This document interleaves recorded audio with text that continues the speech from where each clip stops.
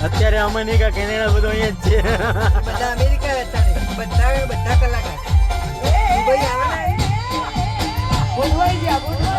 ગોઠવાઈ ગયા આઈનું બૈરું કે નાચે ને એટલે એવી કહે છો ખાલી ઓભર જોજો બૈરું હસશે હો આ વિકી એનું બૈરું ને મેરેજ હતા